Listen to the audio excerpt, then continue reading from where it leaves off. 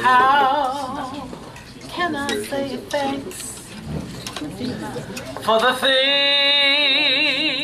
things he has done for me?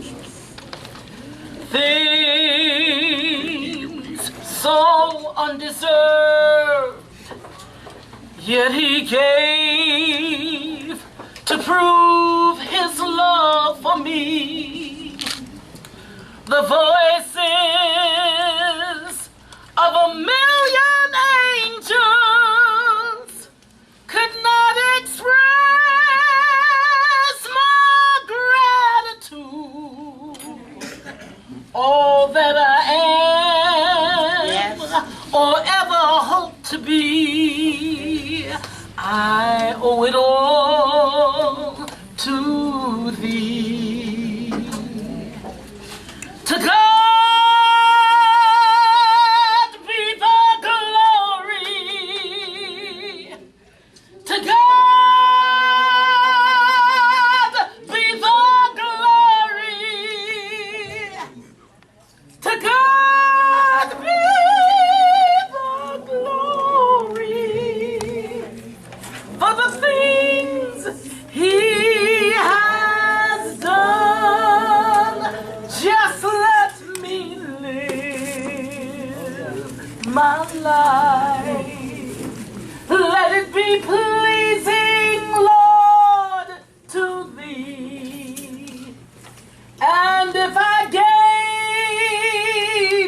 any praise, let it go to Calvary. With his blood, he has saved me. With his fire, he has raised me. To God be the glory for the things he has done. Thank you.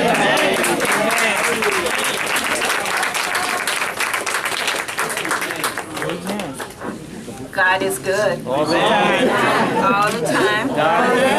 I've got to tell you one goodness of God is when I looked up and saw you all this morning. That is an example. I got to tell you, you got to be something to get up at 4 o'clock in the morning to be on a 5 o'clock bus. And I want to thank the organizers because you would have thought that I organized this, but I did not. You organized it yourself, and so thank you. Before I say a few words, I want to bring up Martin Luther King III. Two things. This is Good Friday. Yes. And always on Good Friday, I've been in Orlando for the sermons that they have. But today, I'm in Tallahassee, and we had a sermon here today. And we got a lot of young people here. Yes. And they're here and they're seeing history being made. Amen. And I want to bring up Martin Luther King III because we're celebrating 50 years of the Civil Rights Movement. And there is a movement to take us back. And we need to know that. And so let's give him a big hand.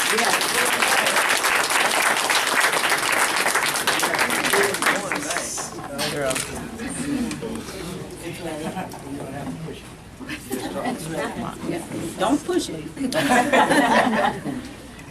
Well, first of all, good afternoon. Good afternoon. And I am certainly happy to be here on Good Friday and to have shared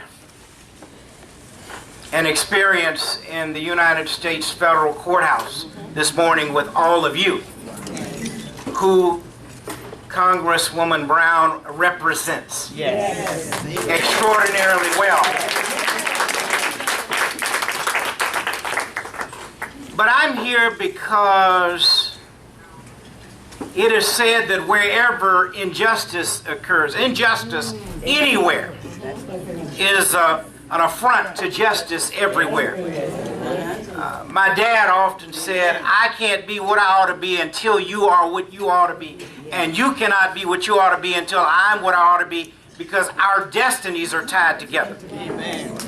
But starting with the injustice, after 25 years, a congressional district that was drawn by federal judges has now a new district been created under the auspices of creating more districts for individuals who've been disenfranchised. It's just kind of strange that you would destroy one district and create another. That seems to me not to be what our system should be doing. A performing district more than anything else. Here's a history of a district that has performed for 25 years. And it really, I believe, only just minorly a district with a majority African-American percentage, 50.6%. But it's been 46 or so percent. So you've created a new district that potentially, there's no history that this could happen. So it is certainly my hope that when the court comes back together after this extended period of time, that the court will reconstitute the former district. That's why I think most of us are here today. Now, there are technical provisions as it relates to Section 2. Although the Voting Rights Act was somewhat eviscerated by a Supreme Court decision in 2013, there are elements of the Voting Rights Act that still are in place, such as Section 2. And I won't talk about the specifics of Section 2, but Section 2 certainly allows for the district as it was constituted to certainly be sustained. Now, oftentimes, change has occurred with just a few good women and men.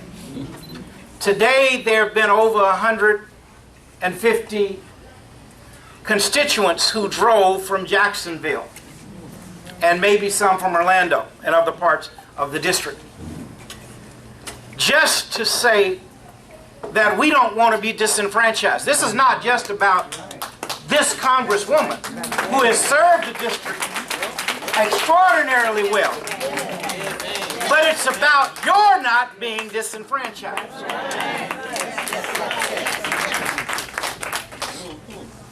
And so I wanted to come to lend my voice on this special day, this Good Friday. Yes. Which, when victory occurs, will become Great Friday. It may not be on a Friday, it'll be on another day. But it started on Good Friday, which represents so much to us in the Christian community. We are a nation that is not just Christian, but in the Christian community and tradition, this is such an important time as we move towards Easter.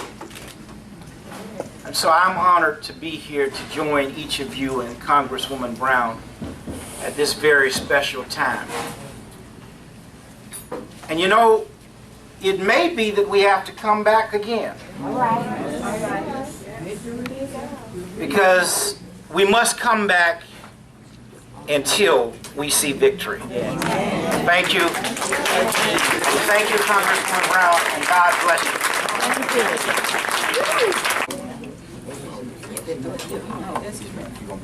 Yeah, can you hold that? Yes, ma'am. Okay, I want to make a few remarks. I know we were all very much listening to the discussion in the district court, federal court.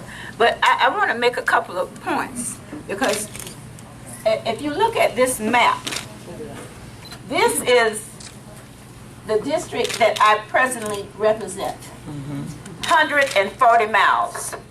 And I have heard them talk about the most meandering district and all of this, a performing district now. The federal courts drew it. But this new district is 207 miles. I've not seen that anywhere. And it goes all the way to the Alabama line. I have it almost to the Alabama line. And it has 25 prisons in the district. 25 prisons. The present district have 3. 25 prisons. There is not another district in the entire United States with 25 prisons. Communities of interest. There is no community of interest. None whatsoever. They packed these prisons in this district. I wonder why. They cannot vote. They cannot vote. Now we know if you're in Florida, you cannot vote. And I'm very pleased that the judge said, bring me additional information. Because all you have to do, and I pulled it, how did they vote in the primary? We just had a primary, didn't we? How did they vote? I pulled every last county. And you know the people in prison didn't vote. But now, who do you think they voted for in the primary overwhelming? One guess. Well, it wasn't just a Republican. Let me hear who they voted for. Okay. So you think that the Trump people gonna be voting for the brown people? Give me a break. No. So that's where we are. You think the Trump people gonna be voting for not just the brown people? That there is some community of interest there. You know, I often say, what happens if I die today or tomorrow? Yes. The point is, I want to make sure that you have another person that looks, acts, and love you like I do.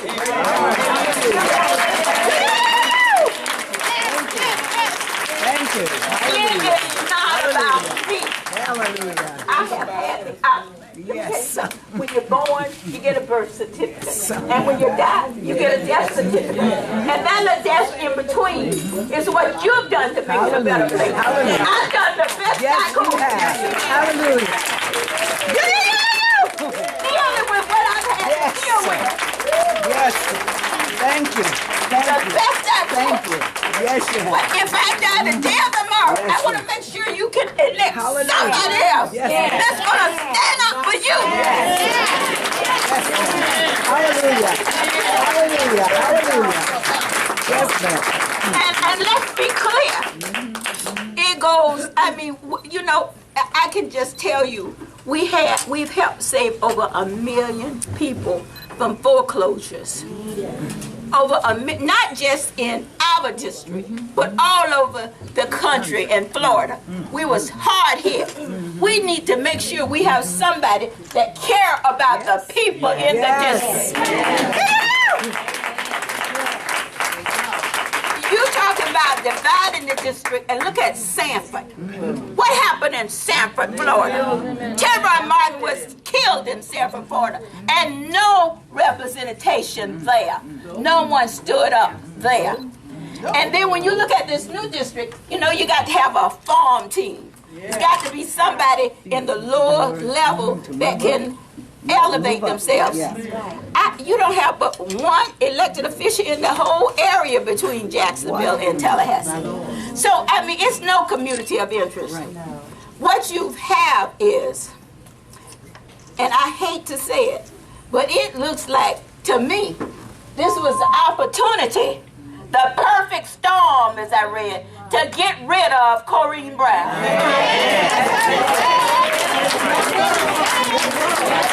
The perfect storm that used the system, and you know they use the system a lot. It's in the first use of the system. But I can tell you we are prepared to go as far as we have to go to make sure that the people that I represent presently are not disenfranchised. We're with you. We're with you. We're with you. Now, there was no discussion about Gainesville, Florida. But I'm so proud to represent Gainesville, Florida. And let me tell you a couple of reasons why. When they had the killing in that area, where did those people come to? They came to Gainesville. Where was that? The killing where they wouldn't Rosewood. Rosewood. They came to Gainesville. And of course, Gainesville was the only other person elected to Congress before I was elected, and 129 years came from Gainesville, Florida. Wow. All right. And and listen, I want to repeat, the federal courts drew the district. I did not draw the district. That's right. The legislature didn't draw the district. And the Florida Supreme Court didn't draw the district. The federal court. And the last time I checked, now I've been elected 32 years, but the last time I checked, federal law supersedes local law, state law. And so I want to thank you so much. And listen, all of you are trailblazers, but I have here a couple of them. Mr. Pearson. Mr. Pearson. Stand up. Stand up. Stand up, Mr. Pearson. Now, for you all who do not know, Mr. Pearson registered thousands of people. And listen, and I'm standing on Mr. Pearson's shoulder. All right. And Sally Mitchell. Sally, raise your hand. Sally Mitchell.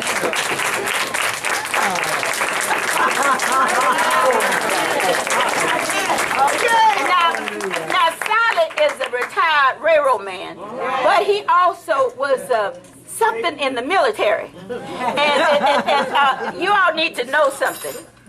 When the train, he was on the train, and when the train got to a certain area, he had to go to the back of the train. However, the other white soldiers, they couldn't eat until he gave them the meal pass. That's Sally Mitchell. Yes. Thank you.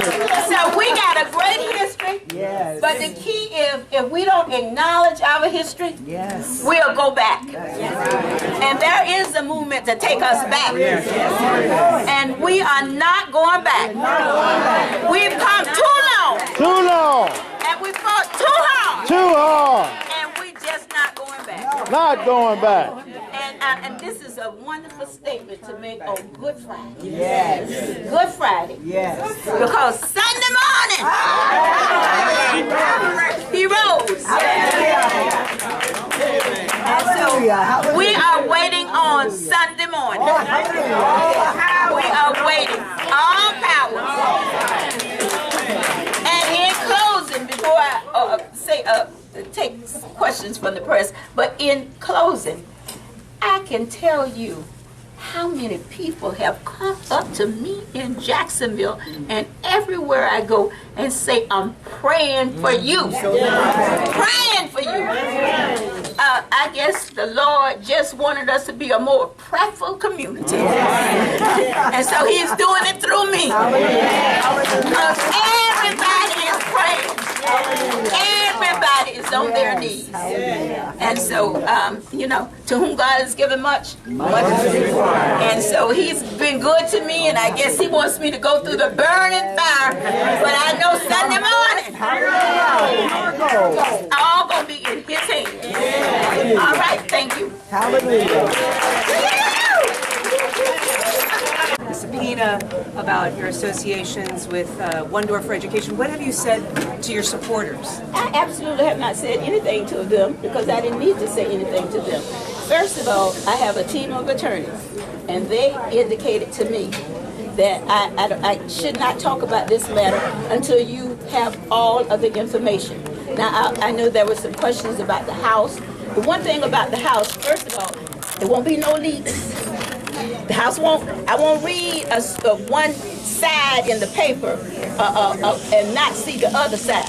Won't be no leaks in the House. When they ask us, there is a process in place.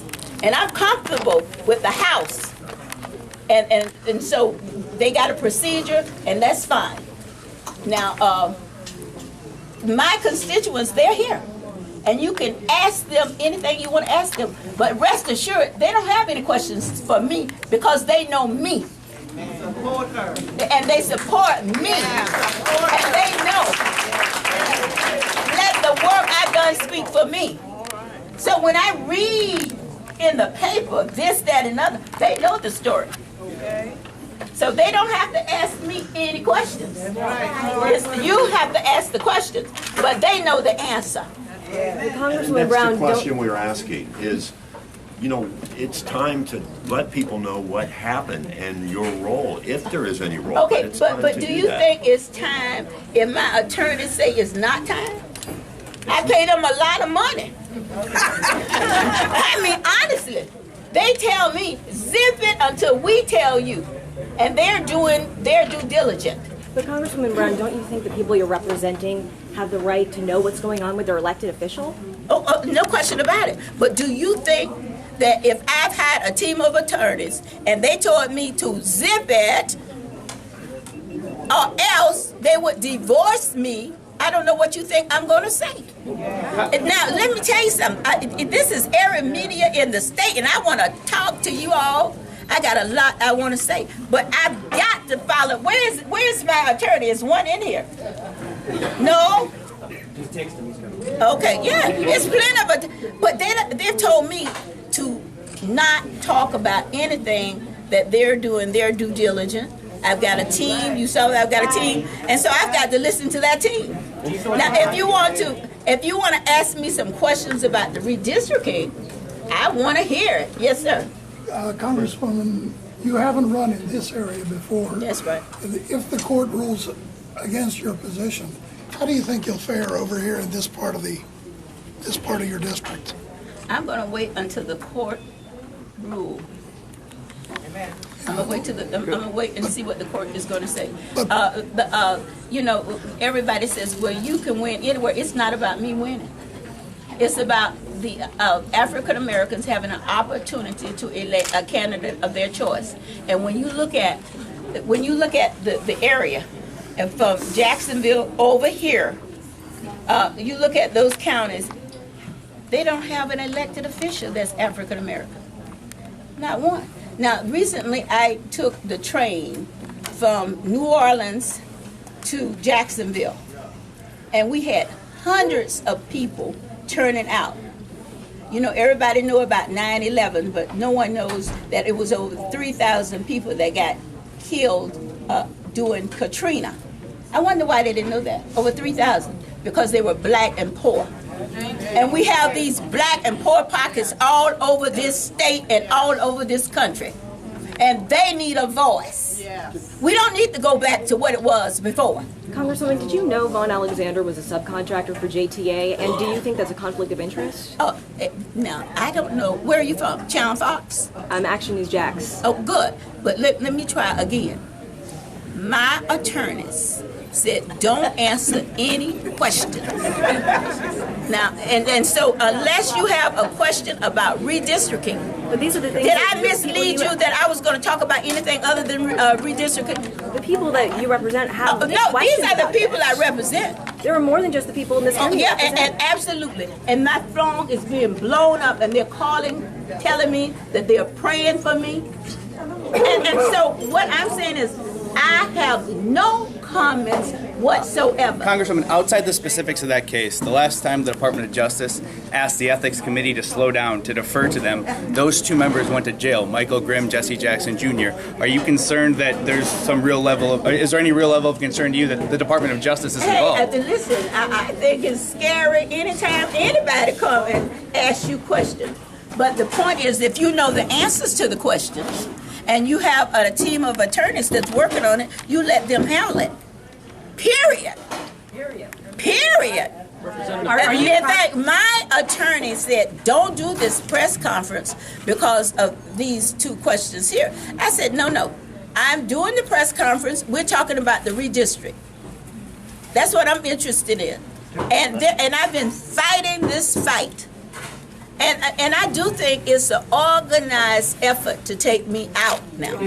Now, I do believe At the that. Department of Justice level, you think at the administration level, the Department of Justice level? And when you say administration level, I hope you're not talking about the president. Well, he's the one who controls the Department of Justice. So do you think he talks with the Department of Justice? Do you think he tells the Department of Justice what to do? Where's the organized effort coming Hey, from? listen, my attorneys told me I'm in this actually area. responding to a comment you just made, though. Oh, good. I'm asking where the... Well, I'm saying that's why I shouldn't make no comments. Are you confident that when this is resolved, yeah, I do. that you'll come out clean? Oh, I am clean. Goodness, clean. Yes. Representative Brown, what bearing, if any, do you think the Jefferson County ruling has on your case? Well, you know, I talked to my attorneys, and I've talked to several attorneys about it. And I feel that the prison is a major part, but you got to get, from what I could gather from the hearing today, that they need additional information. I'm going to make sure we get that. Experts. And let me just say one thing. I want everybody to hear this. One of the reasons why we have not gotten, you know, it's very expensive to go in court. And I heard them, well, why is it that you didn't have something? And someone slipped me a note that cost $5,000, and someone else said, well, that cost $10,000. So this is very expensive, and so I am going to need help.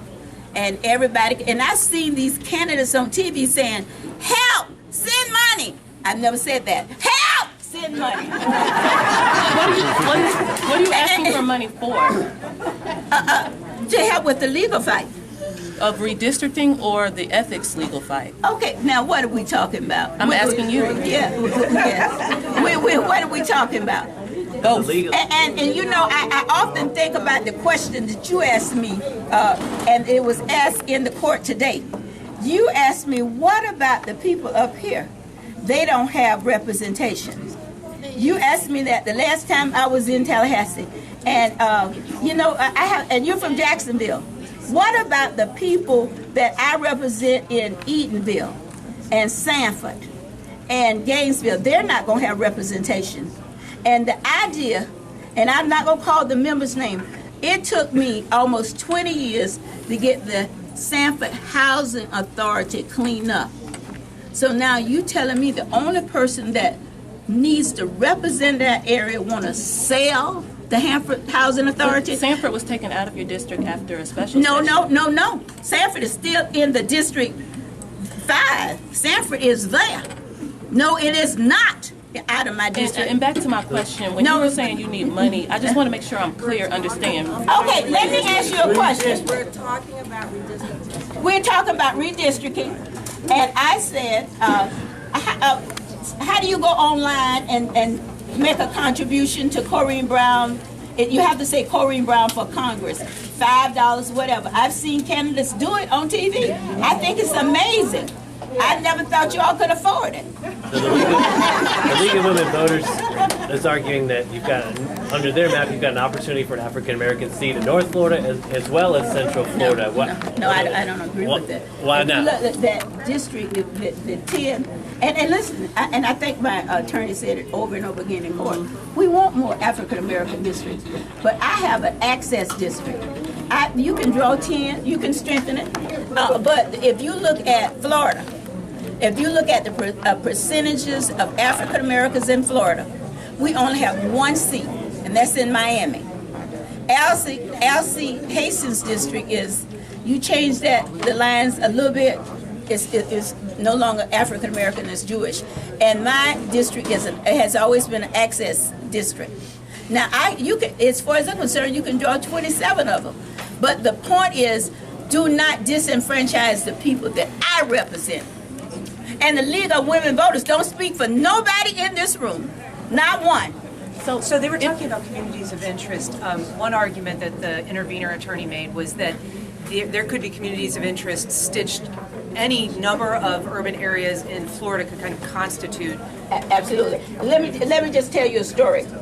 I used to represent St. Augustine, St. Johns County, and when they constantly have refined the district, you know, trying to make it look a certain way. All right. one last question. I just want to ask a procedural question about the. Okay, can I answer her question because I think it's important? And so the ministers in St. Johns County called me over. It was raw sewer on the ground. And so I helped them get a federal grant. And I went to see Jeb Bush. And I was talking to him about it. And he says, well, Corrine, St. Johns County is one of the richest counties in Florida. Now I want to be clear, it could have been Jeb Bush, it could have been any governor. But I said the area I represent remind me of Haiti in St. Johns County. So I don't know where you're from in Florida, but we got these pockets in our area, even over here in Tallahassee, that they have had representation, but they've been ignored. They've been ignored, and that's the point I'm making. When you look at the problems that I had in Sanford, and to this day, I was the only person that spoke up when Trayvon Martin was killed.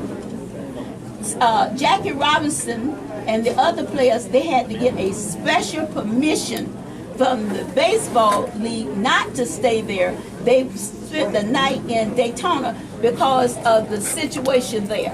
And I can tell you it's still a hot situation in that area. And so I want to repeat that we have major problems in this state and the area that I represent. Did you have any problems with the judges today with their line of questioning? No, what can I say? I mean, I'm not my attorneys say I'm an attorney wannabe, so I don't quite understand all of the questions, but I thought they were good. I just want to ask you, if the injunction is turned down, would you appeal the injunction ruling to the U.S. Supreme Court, which is actually under these type of cases where it would go? Are you prepared to go to the U.S. Supreme Court? I'm prepared to do whatever is necessary. Okay, thank you all. This concludes the press conference. Yeah, the restaurant is asking for the media to kind of vacate. They have other customers. We're not even getting.